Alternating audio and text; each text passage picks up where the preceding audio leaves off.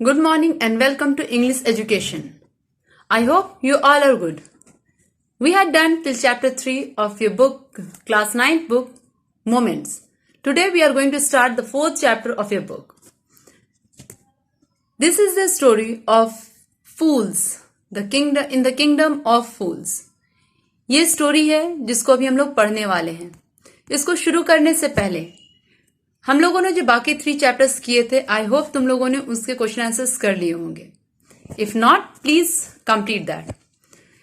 In the kingdom of fools is written it is a part of a whole story. एक बहुत बड़ी सी कहानी थी, उस कहानी का ये एक छोटा सा पार्ट है. ये मेनली एक कन्नड़ फोक टेल है. Kannada folk tale. Kannada is a language which is spoken in Karnataka. वहां का उस लैंग्वेज की लिखी हुई कहानी है. और ये जो फोक टेल दिया गया है, ये A.K. Ramanujan folk tale from India नाम की बुक से ये एक छोटा सा एपिसोड लिया गया है. So without wasting a time we should start with the chapter in the kingdom of fools.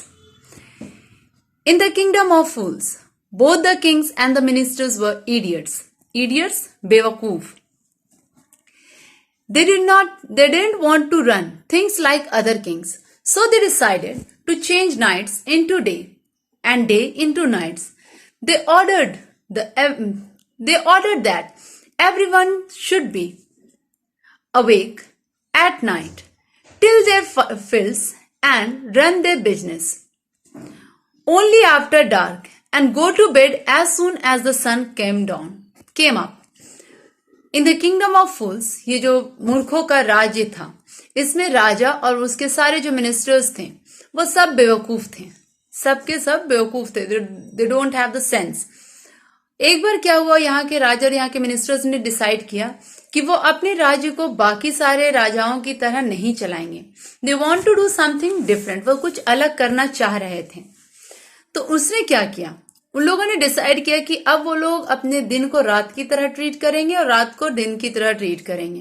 That means whatever the things are done in the day time, they do that at night. और जो कुछ भी रात में होता है, they sleep at day.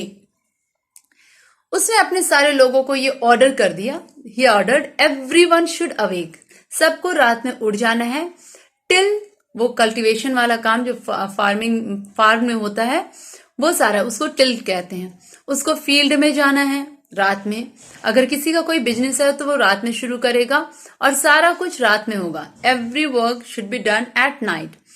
And सुबह सवेरे जैसे ही सूरज निकलता है, वैसे ही वो लोग सब सोने के लिए दिल गो टू द बेड. वो रात में सोने के लिए चल जाएंगे. एनीवन, इतना ही नहीं, उसके साथ उन लोगों ने अपने ऑर्डर में एक और चीज ऐड किया कि anyone who disobeyed would be punished with death.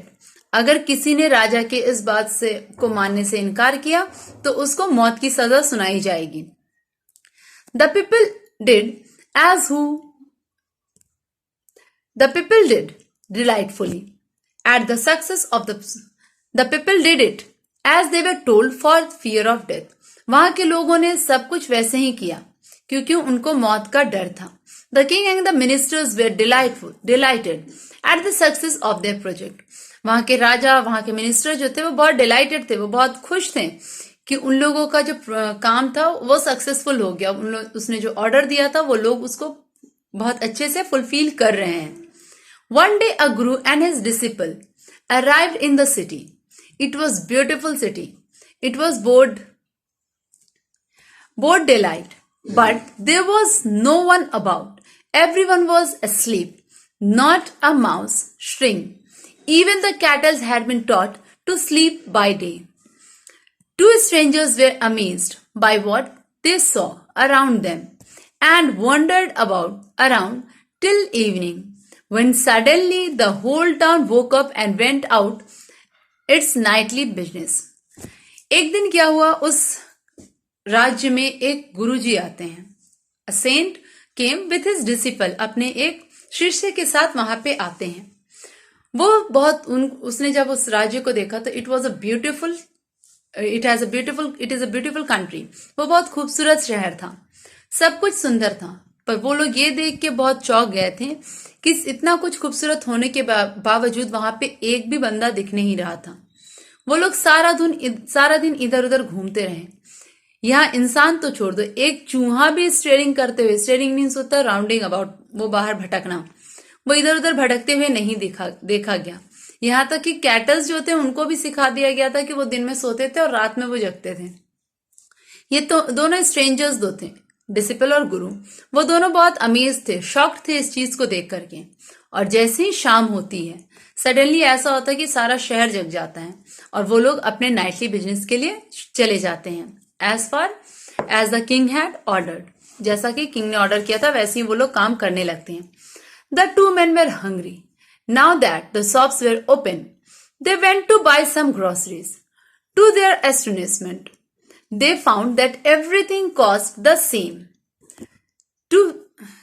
A single Dudu. Dudu एक करेंसी होती है, ठीक है, वहां की शायद करेंसी है डुडू। जैसे हम लोग के यहाँ रुपीज यूज करते हैं, वी यूज रुपीज, और there are some places use dollar, pound and all that. तो यहाँ का जो करेंसी था वो डुडू था। ये लोग अब भूखे थे, सारा दिन भर इधर उधर भटके, इनको खाने को कुछ नहीं मिला, भूखे थे। शाम होते ही जैसे ही दुकानें खुलती हैं, ये लोग जाते हैं कुछ राशन वाशन खरीदने के लिए। जैसे ही वो जाते हैं वहां जाके वो और चौंक जाते हैं, एस्टोनाइज्ड, कि वहां पे जो कुछ भी वो खरीद रहे थे उनको एक सिंगल डुडू में वो दे रहा था। Whether they bought a measure of rice और अ बंच ऑफ बनानास, चाहे वो एक पैकेट ऑफ राइस ले लें या फिर एक पूरा बंच ले ले बनानास का, सब एक सिंगल डुडू में उसको दिया जा रहा था। The guru and his disciple were delighted, they had never heard of anything like this. They could pay all the food, they could buy all the food they wanted for a rupee. वो गुरुजी जो थे और वो जो उनका शिष्य था, वो दोनों बहुत खुश हुए। दे आर डिलाइटेड, वो बहुत खुश हुए। उन लोगों ने कभी भी ऐसी चीज नहीं सुनी थी ना देखी थी। अब वो लोग जितना खाना खाना चाहते थे उससे ज्यादा वो लोग खरीद लिए और 1 रुपए में खरीद करके वो आकर के खा लिए। When they had cooked and eaten, जब वो लोग खा लिए और खाने के बाद वो पका करके जब वो खा लिए, उसके बाद the Guru realized that this was a kingdom of fools and it won't be good idea for them to stay there. खाना खाने के बाद गुरुजी को ये रियलाइज हुआ, उनको ये एहसास हुआ कि हम लोग जिस राज्य में खड़े हैं वो बेवकूफों का राज्य है। यहाँ पे सारे लोग बेवकूफ मौजूद हैं और उनके हिसाब से ये जगह सही नहीं है उन दोनों को रहने के लिए। फिर वो कहते हैं, this is no place for us, ये हम लोगों के लिए सही जगह नहीं है, यहां से चलो। He said to his disciple, उसने अपने शिष्य से कहा। But the disciple did not want to leave the place. Everything was cheap here. All he wanted a good cheap food. जैसे ही गुरुजी ने कहा कि यहां से चलो, ये जगह हमारे लिए नहीं है, वो जो डिसिपल था उसने गुरुजी की बात सुनने से इनकार कर दिया। उन्होंने कहा कि नहीं, मुझे क्या चाहिए, बस अच्छा खाना, और यहाँ पे अच्छा खाना के साथ साथ यहाँ पे खाना जो है वो बहुत सस्ता है, इसीलिए वो यहां से जाने से इनकार कर दिया। The Guruji said, they all are fools. This won't last very long and you can't tell what they'll do to you next. गुरुजी ने उस पे ऐड करके उसको समझाते हुए कहा कि ये मूर्खों का राज्य है, इनकी मूर्खता और ये राज्य जो है वो ज्यादा दिन तक नहीं चलने वाला। This won't last very long, that means कि ये राज्य ज्यादा दिन तक नहीं चलने वाला। You can't tell, तुम जान नहीं सकते ये अगले ही क्षण तुम्हारे साथ क्या कर बैठेंगे, इसलिए यहां से चलो। But the disciple would not listen to the Guruji's wisdom. गुरुजी एक बहुत ही वाइज इंसान थे, बहुत इंटेलिजेंट थे, पर उनकी इस काबिलियत को भी वो जो डिसिपल था, उनका शिष्य था, वो नहीं मानता है। And he wanted to stay, और वो वहीं पे रहना चाहता है। The Guruji finally gave up and said, गुरुजी आखिरकार हार मान लेते और फिर वो कहते हैं, Do what you want, I'm going, and left. The disciple stayed on, ate his fat fill every day, bananas and ghee and rice and wheat, and grew fat like a street side sacred bull. वो जो disciple था वो नहीं जाता। गुरुजी ने आखिरकार गुस्सा करके कहा कि ठीक है, तुमको जो करना है करो, मैं यहां से जा रहा हूं, और वो वहां से चले जाते हैं। वो डिसिपल वहीं रहता है, ate his fill every day, और दिन भर क्या करता है, सिर्फ खाते रहता है। उसको जो भी खाना होता है, जैसे बनाना हुआ, घी, राइस, व्हीट, एवरीथिंग, और वो एकदम मोटा तगड़ा हो गया था, जैसे कि एक राह में चलता हुआ बुल देखो, जस्ट लाइक दैट, उसकी तरह, एक बुल की तरह वो हो चुका था। One bright day a thief broke into a rich merchant's house. He had made a hole in the wall and sneaked in. And as he was carrying out his loot, the wall of the old house collapsed on his head and killed him on the spot. His brother ran to the king and complained, Your Highness, when my brother was pursuing his ancient business, a wall fell on him and killed him. The merchant is to be blamed. He should have built a good, strong wall. You must punish him, the wrongdoer, and compensate the family for the injustice.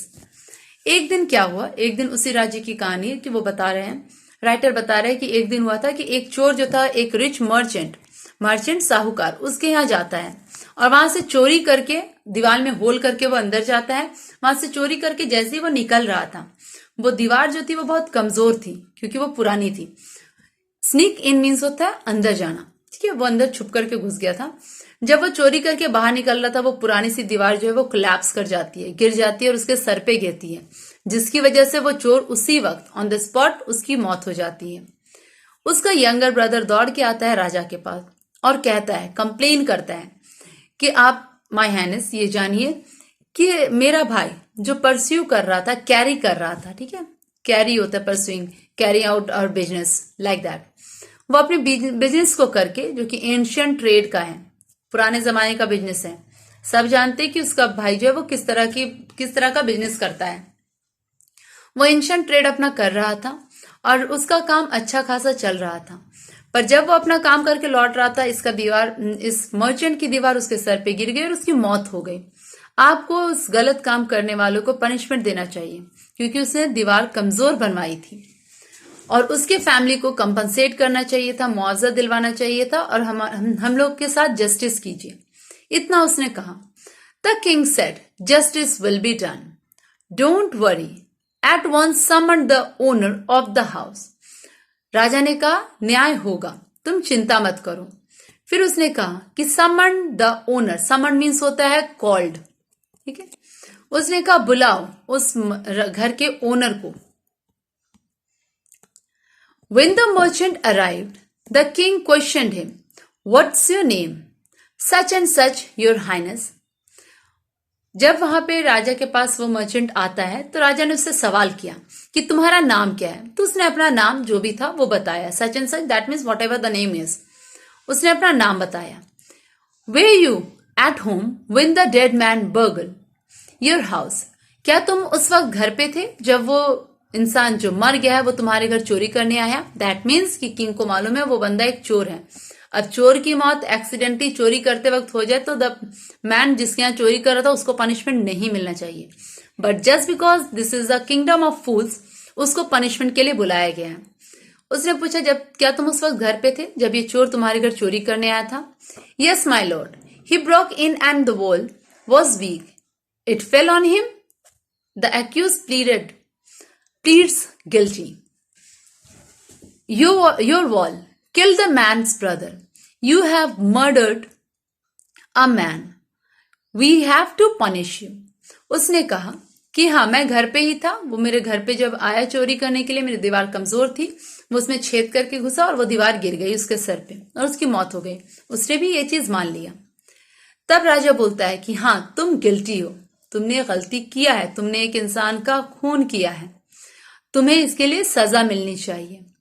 Lord said the helpless merchant, वो बेचारा merchant तुरंत plead करना शुरू कर देता है, उससे request करना शुरू कर देता है, क्योंकि वो जानता था कि अपना राजा जो है वो बेवकूफ है। वो रिक्वेस्ट करना शुरू करता और कहता है, I didn't put the wall, it's really the fault of the man who build the wall, he didn't build it right, you should punish him. उसने कहा, माय लॉर्ड मेरी गलती नहीं है, ये गलती उसकी है जिसने ये दीवार बनाई है, और ये दीवार उसी की वजह से, उसने मजबूत दीवार नहीं बनाया इसलिए वो दीवार गिरी है, आप उसको पनिश कीजिए। फिर राजा पूछता है, हु इज दैट, कौन है वो? My lord, the wall was built in my father's time, I know the man, he is an old man now, he lives nearby, उसने कहा मैं जानता हूं ये दीवार जो है वो मेरे फादर के टाइम में बनी थी, और वो जो आदमी था जिसने वो दीवार बनाई है वो एक ओल्ड मैन हो चुका है, पर वो पास में ही रहता है। The king sent out messengers to bring in the bricklayer who had built the wall. They bought him tied hand and foot. राजा ने अपने दूतों को भेजा, मैसेंजर्स को भेजा कि जाओ उस ब्रिकलेयर जो दीवार बनाता है उसको बुला करके लेके आओ। वो उसको लाया जाता है, उसके हाथ और पैर जो थे वो बंधे हुए थे, it was tied. You there did you build the man's wall in his father's time? उसने क्या तुमने इसके फादर के वक्त में इसकी दीवार बनाई थी? वो बंदा बोलता है यस माई लॉर्ड, मैंने बनाया था। What kind of wall is that you built? It was fallen on a poor man and killed him. You have murdered him. We have to punish you by death. उसने कहा कि तुमने किस तरीके की दीवार बनाई थी? वो एक बेचारे इंसान के ऊपर गिर गया और वो मर गया। तुमने मर्डर किया है, इसलिए तुम्हें पनिशमेंट मिलेगी अभी। वो पनिशमेंट क्या होगी? मौत की। Before the king could order the execution, the poor bricklayer pleaded. जैसे ही राजा अपनी सजा को अंजाम देना शुरू करता, कि मतलब उसको एग्जीक्यूशन के लिए ले जाया जाता, उसको फांसी के लिए या मारने के लिए, वो बेचारा ब्रिकलेयर जो था वो प्लीड करना शुरू कर देता है, वो रिक्वेस्ट करता और कहता है please listen to me before you give me your orders.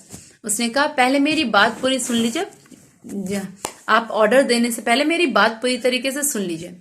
हाँ, मैंने ये दीवार बनाई थी, but it was no good. हाँ, वो अच्छी दीवार भी नहीं थी, बट ये मेरी गलती नहीं है, because my mind was not on it, क्योंकि जब मैं दीवार बना रहा था मेरा ध्यान उस दीवार पे नहीं था, इसलिए मेरी गलती नहीं है। आई रिमेम्बर वेरी वेल, मुझे बहुत अच्छे से याद है कि एक डांसिंग गर्ल जो थी वो लगातार वहां से आना जाना अप एंड डाउन कर रही थी on the street, wearing anklet jingling. Anklet means होता है पायल, पायल की जिंगल आवाज जो होती है, छंछनाहट, उसको कहा जा रहा है। वो लेडी जो थी, जो डांसिंग गर्ल थी, वो पायल पहनी हुई थी और वो आना जाना बार बार कर रही थी, जिसकी वजह से मेरा ध्यान भटक गया और मैंने अच्छी दीवार नहीं बनाई। You must get that dancing girl, I know where she lives. आपको उसको पकड़ना चाहिए, क्योंकि उसकी वजह से मैंने दीवार सही नहीं बनाई। आप उसको पकड़ करके लाइए, क्योंकि उसी की गलती है, मैं जानता हूं वो कहाँ रहती है। You are right, the case depend, you must look into it, it is not easy to judge such a complicated case. Let's get the dancer wherever she is. अब राजा बोलता है कि तुम सही कह रहे हो, ये केस जो है वो बहुत गहरा है, इतना आसान नहीं है जज करना, ये बहुत कॉम्प्लिकेटेड है, बहुत उलझा हुआ केस है।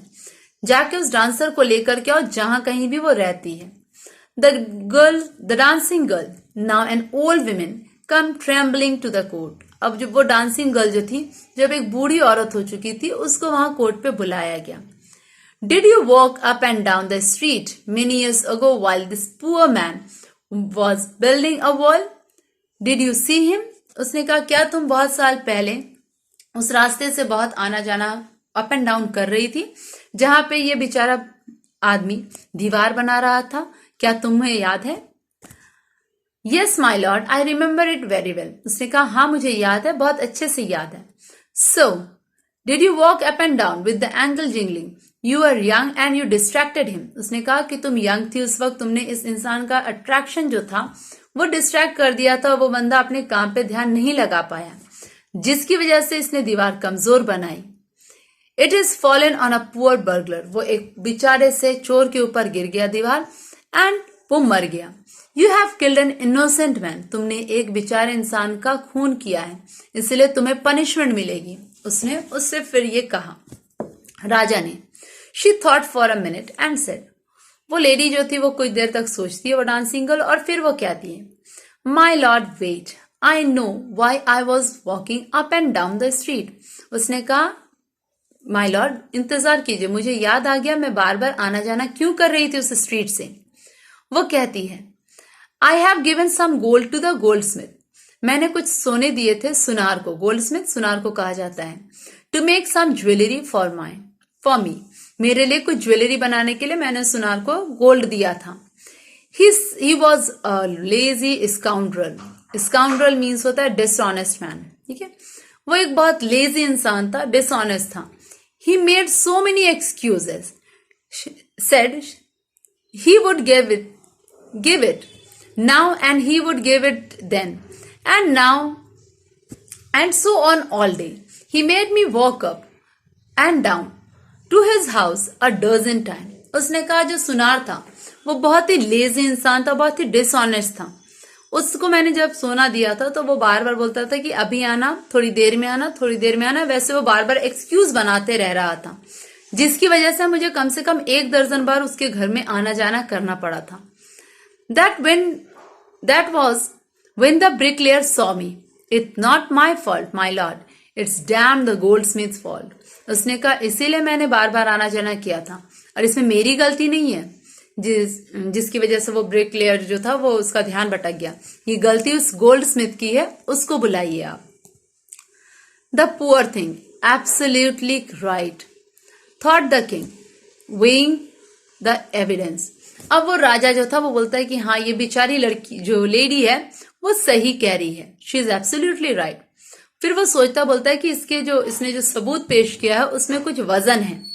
अब हम लोगों को सही कल्प्रिट मिल गया. वी हैव गॉट द राय, जो सही में गुनहगार है वो मुझे मिल गया है. Get the goldsmith wherever he is hiding at once. उसने कहा जाओ जाकर के उस गोल्ड स्मिथ को लेकर के और जहां कहीं भी वो छुपा हुआ है और तुरंत आना. द किंग्स बैलिफ जो होते हैं वो एक तरह के सुपरवाइजर कह सकते हो, जो मिनिस्ट्री में सबसे हेड रहता है. वो राजा के ऑर्डर जो सही में वो इम्प्लीमेंट करना चाह रहा है उसको एग्जीक्यूट करने में ये बैलिफ्स जो है वो मदद करते हैं. They are bailiffs. उसके बैलिफ जो है वो सर्च करते हैं उस गोल्ड स्मिथ को, who was hiding in a corner of his shop, जो अपने दुकान के इस कोने में छुपा हुआ था. When he heard the accusation means होता है इल्जाम लगाना. जब वो इल्जाम सुना अगेंस्ट हिम, अपने खिलाफ, he had his own story to tell. उसके पास एक अलग सी कहानी थी राजा को सुनाने के लिए. सोचो एक पे एक जो जितना बंदा आ रहा है वो एक दूसरे पे इल्जाम लगाते जा रहा है और राजा बिना अपना दिमाग लगाए बार बार सबकी बात पे यकीन करके उसी चीजों को फॉलो करते जा रहा है. अब ये जब गोल्डस्मिथ आता है उसने क्या कहा, my Lord, he said, I'm a poor goldsmith, it's true. I made the dancer come many times in my door. I gave her excuses because I could not finish making her jewelry before I finished the rich merchant's order. They had a wedding coming and they won't wait. You know how impatient rich men are. उसने कहा कि मेरी गलती नहीं है. एक rich merchant जो था, आप जानते हैं रिच मर्चेंट कितने बेचैन रहते हैं अपनी चीज को कंप्लीट करवाने के लिए. उनके यहाँ पे शादी आने वाली थी और वो अपनी ज्वेलरी बनने के लिए दिए थे और वो सब्र नहीं कर रहे थे और इसीलिए उनकी ज्वेलरी पहले बना रहा था मैं, और इसीलिए मैंने इस लड़की को बार बार आने जाने के लिए कहा. Who is the rich merchant who kept you from finishing the poor women's jewellery. उसने बोला कि कौन है वो आदमी, कौन है मर्चेंट जिसकी वजह से तुमने इस लेडी को बार बार अप एंड डाउन कराया, जिसकी वजह से ब्रिक लेयर का डिस्ट्रैक्शन हो गया, वो अपने काम से ध्यान भटक गया, उसने कमजोर दीवार बनाई और उस दीवार की वजह से एक बेचारा इंसान मर गया. The goldsmith named the merchant and that he was none other than the original owner of the house whose wall was fallen. Not just it had come from full circle. Though the king back to the merchant when he was rudely summoned back to the court, he arrived crying, "It isn't me, but my father who ordered the jewelry." अब क्या था, वो जब उस gold Smith से उस merchant का नाम पूछा गया तो फिर से वो मर्चेंट का नाम जो था वो घूम करके उसी बंदे का नाम आया जिसकी दीवार गिरी थी. राजा समझ गया, वो बोला कि घूम करके सर्कल होकर के मेन कल्प्रिट जो है वो पकड़ा गया. ये और कोई नहीं, उस मर्चेंट की ही गलती है. उस मर्चेंट को पकड़ के लाया जाए. वो गुस्से से रूडली समन्ड उसको बुलावा भेजता है. जब वो मर्चेंट आता है वहां, ही अराइव्ड क्राइंग, वो रोते हुए आता है. उसने कहा कि ये मेरी गलती नहीं है, मेरे फादर ने उस ज्वेलरी को ऑर्डर दिया था और अब मेरे फादर जो है वो मर चुके हैं. I am innocent. उसने कहा मैं बेकसूर हूं. Till here I am ending this story. इसको आगे बढ़ाने से पहले आप एक बार फिर से स्टोरी को पढ़ लें. If you have anything to ask, better write it down. Till then, take care, good bye.